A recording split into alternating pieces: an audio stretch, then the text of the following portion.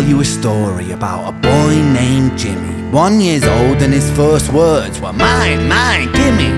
1 year old, and his first words were mine, mine, gimme. So far this describes a very normal part of growing up. Discovering your identity requires gaining a sense of self, and other. I am Jimmy. I am over here. This stuff belongs to me. You are daddy. You are over there. And this other stuff belongs to you.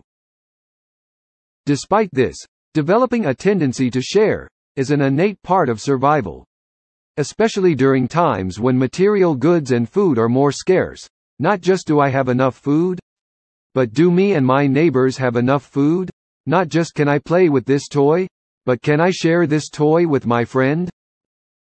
Not just shall I wear these clothes, then throw them away when I'm done with them, but can I hand them down to my siblings? Are you, like me, old enough to remember a time when these values were honored and cherished?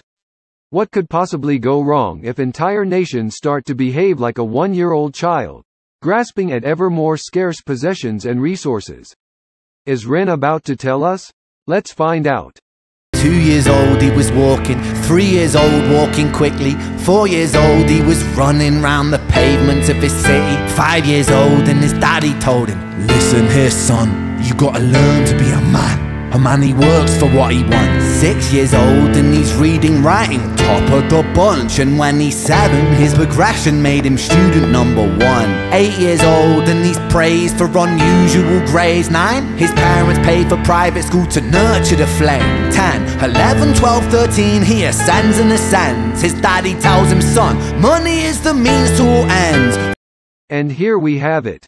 In 7 short words, Ren has summed up his whole Money Game series, and the main problem with how the concept of money has evolved. Money is the means to all ends. You quite literally cannot do anything without money. This is what he is saying.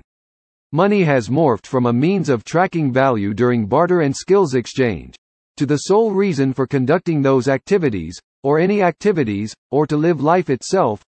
Money. A stack of dead trees, metals dug out of the ground, or more recently a phantom apparition of numbers and computer code whizzing ghoulishly through the sky, landing fleetingly on the electronic devices in our pocket. More important than the air that we breathe, or than kindness, or love, or empathy. Not just an augmentation of life, but a core requirement, a fundamental condition on which life must be built. Oh, fuck. What have we done? What are we doing? Where are we heading?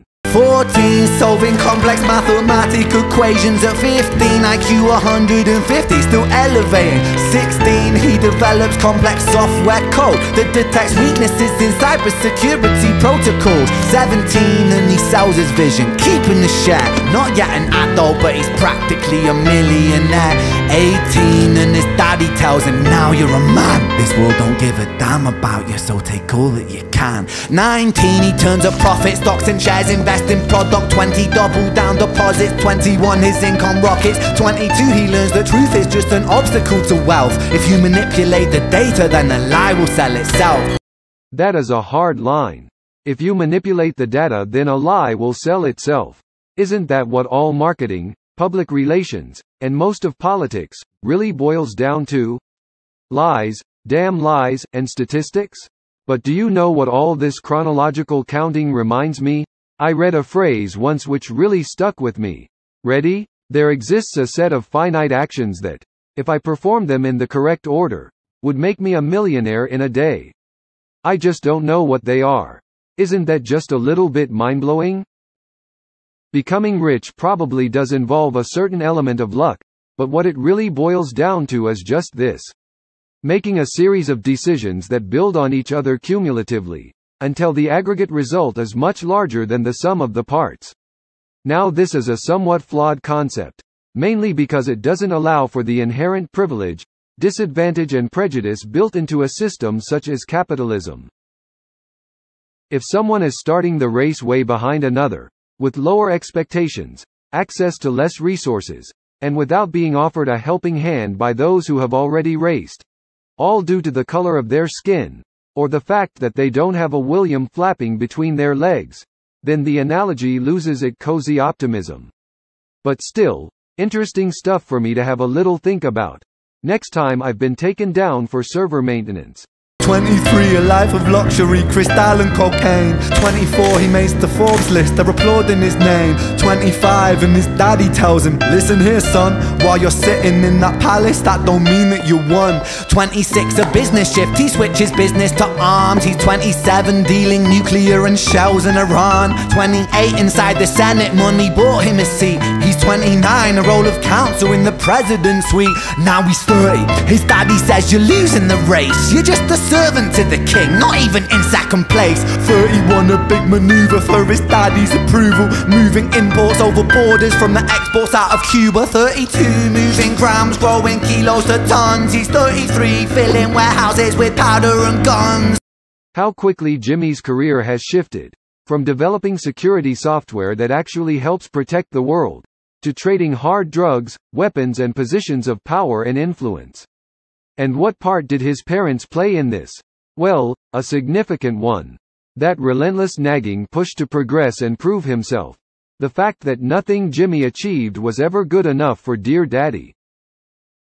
This all develops our self-concept from a very young age. It gets stored deep in our core, moving us further and further away from the organismic self that we are born into, driving our subconscious choices for the rest of our lives. That voice from Daddy becomes part of our own critical voice, the driving motivator for everything we choose to do, vindicating questionable decisions, with the end justifying the means. And it leads to a gnawing feeling of incongruence, inauthenticity, an inability to sit quietly with ourself, just be ourself, because we have long forgotten who we really are, if that is, we ever knew at all. 34, turf war with nobody to stop it. Blind eye from the po-po inside of his pocket.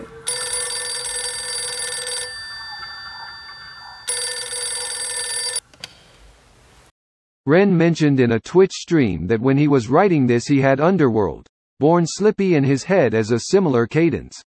When the globe stops spinning here, it lands on America and South America. Ren said that was just a coincidence and they couldn't have got that better if they'd planned it.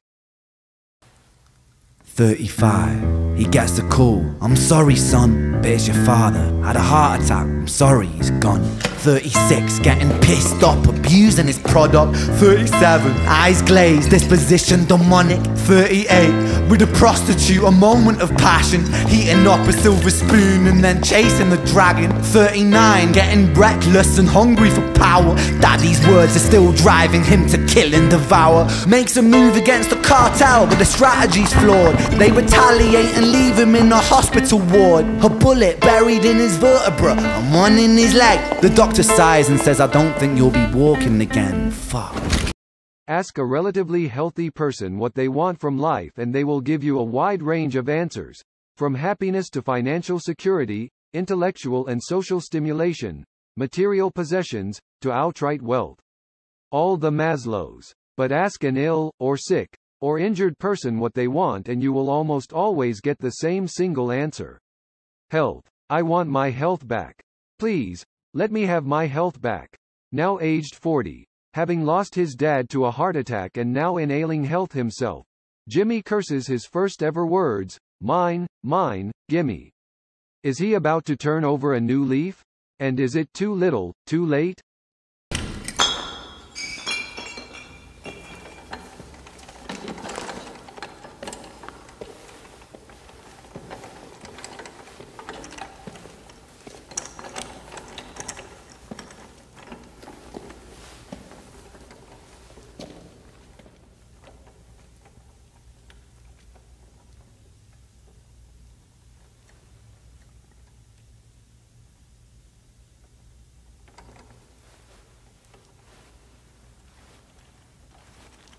Let me tell you a story about a boy named Jimmy.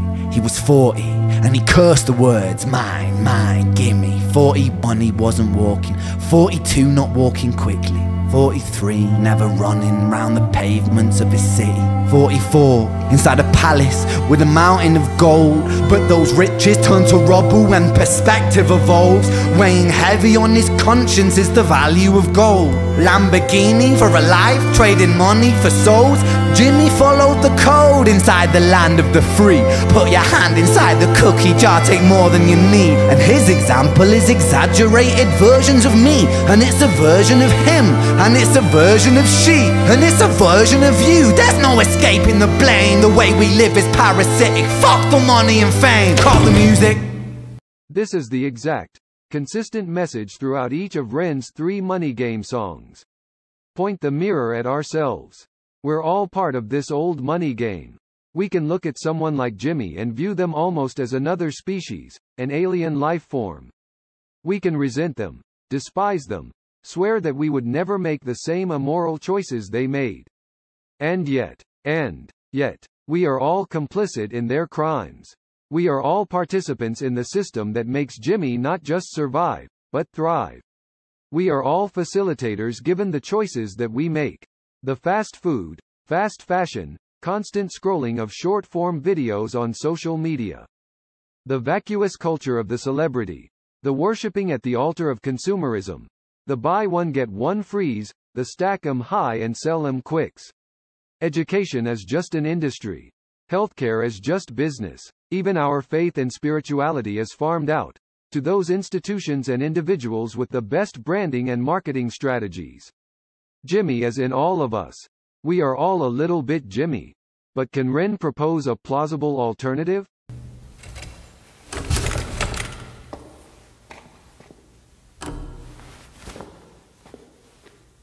This isn't entertainment. This is real life. The way we live is lunacy, community, it declines. Hyperpolarized, always fighting, then we divide. Truth is less important than the money that we designed. Money's an invention. Politics from our invention. They all come from people's ideas. Did I mention? Border's an invention. Law and order fuel the tension. It leads to people killing each other. My solution?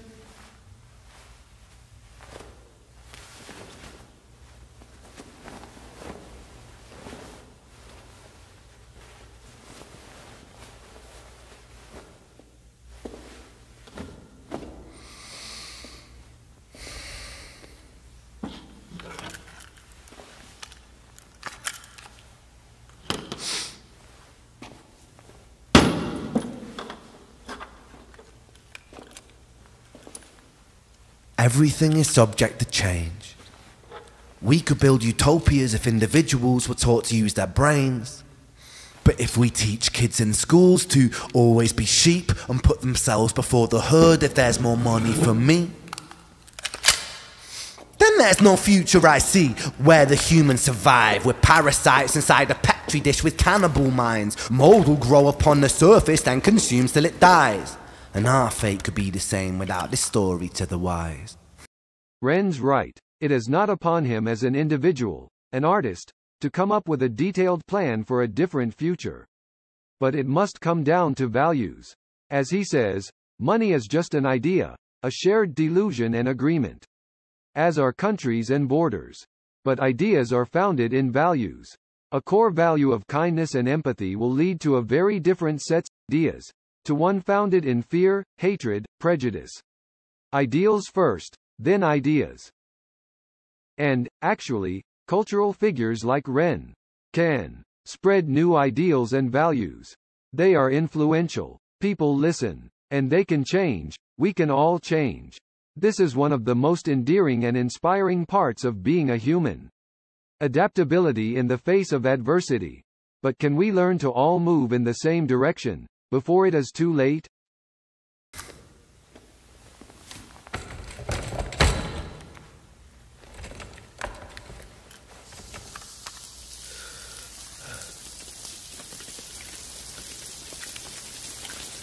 "45. Jimmy comes home out of the rain, soaking wet upon a wheelchair, drinking again.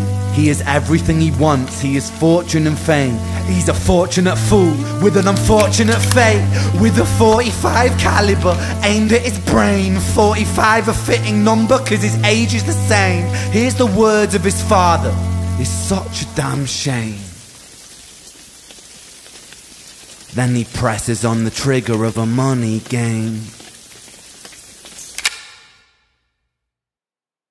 What a masterpiece of music, storytelling, spoken word, and cinematography.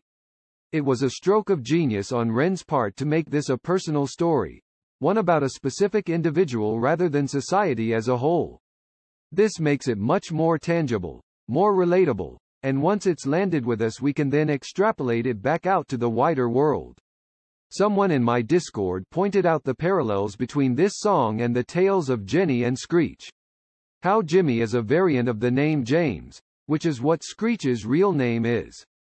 How both cover the traps of intergenerational trauma.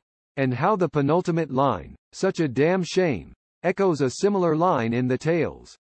Clever, thought-provoking, potentially earth-changing stuff. Thanks, Ren. Message received. I really do hope so, anyway.